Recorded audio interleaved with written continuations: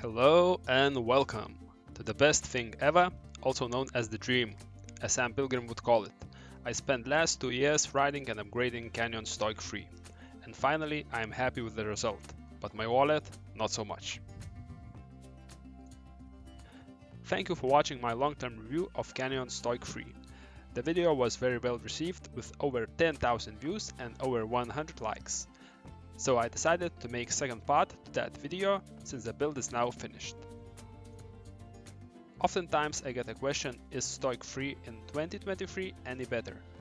So I want to start this video by answering it. Canyon made two major changes with current generation Stoic free. Upgraded brakes from level T to guide T, which is massive upgrade, and changed fork from RockShox Recon to RockShox 35 Silver Turnkey, which is one of the cheapest forks with 35mm stanchions you can buy. This fork should feel noticeably stiffer than Recon with 32mm stanchions. So where's the catch? Well, 35 Silver is available with an air spring or a coil. Luckily, with the Stoic you are getting solo air spring, which is great news. There are even bottomless tokens for this fork.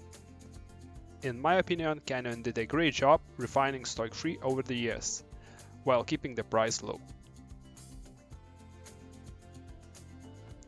I would say that the most important component on a hardtail is a fork. When buying a mountain bike, you definitely want to aim for models with suspension components that will keep you satisfied for a long time, since it's a very costly upgrade. My bike was equipped with RockShox Recon, which I disliked quite a bit to say the least. But don't get me wrong, if you are looking to invest in the first real mountain bike, you would find Recon amazing. Light, responsive, tunable, light years ahead from coil forks that are common on cheapest bottom of the barrel mountain bikes. For a beginner who has never ridden a real mountain bike, Recon would be a game changer. In my humble opinion, RockShox Yari fork fits perfectly in the best price performance ratio category. When I saw it for the right price, I could not resist. Same fork, but with more travel, is slapped on my Enduro rig, so I'm very familiar with it. If you are interested to learn more, check out my other video where I dive in more detail about upgrading RockShox Yari fork, which applies to any other RockShox suspension component as well. Sensation on the first ride after the upgrade was insane. Fork felt plush from the top with plenty of support in mid-stroke that ramps up nicely towards the end of the travel. You can easily run it with compression fully open. And if you need more progressive ride, bottomless tokens come in handy. The traction I get now is insanely good, and with traction comes speed, and speed equals fun. After this upgrade, the bike feels substantially more stable when riding fast over rough terrain and provide much more support when hitting drops and jumps. Fork now feels just right. I don't need to compromise with the setup like I had to with RockShox Recon.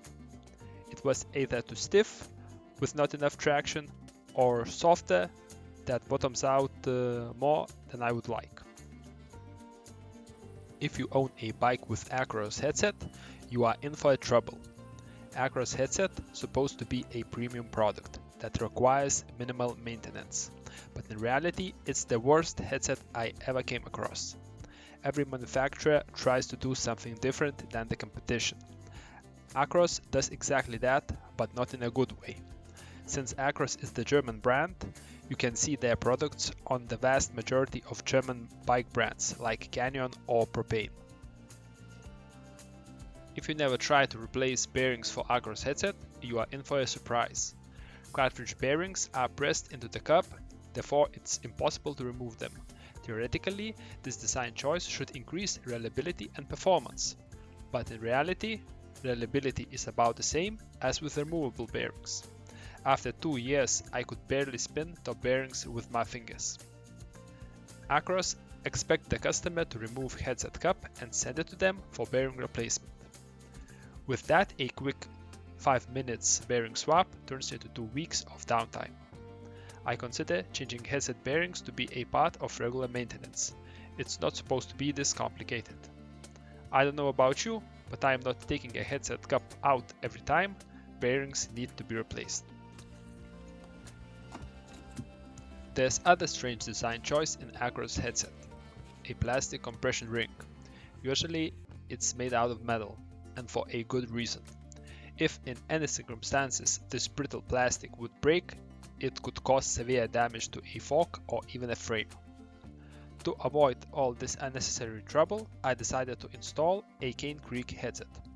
These headsets are very well regarded by community, and I was curious since I never had one. Main differences when comparing to Acro's headset are metal compression ring that's integrated into top cap instead of separate plastic ring, and bearings of course are easily replaceable. Canyon Stoic features semi-integrated zero stack top headset part and integrated bottom headset part. Integrated headset means that the frame is shaped to fit the bearings directly without any additional parts. This makes it less expensive to service, but on the downside, loose bearings could damage the frame. Integrated headsets are more common on high-end mountain bikes. In this case, the cup that holds bearings must be pressed into the frame. This makes it more expensive but less prone to frame damage. Thank you for watching this video till the end. If you are waiting for an update on my propane bike, it will take some time. Currently nasty issue is being resolved and I want to cover it in the next video. Also, I have a bunch of leftover parts lying around and would love to put them to the good use. Make a mullet Frankenstein hardtail build, that is. If you have any frame suggestions, please leave a comment down below. Until next time.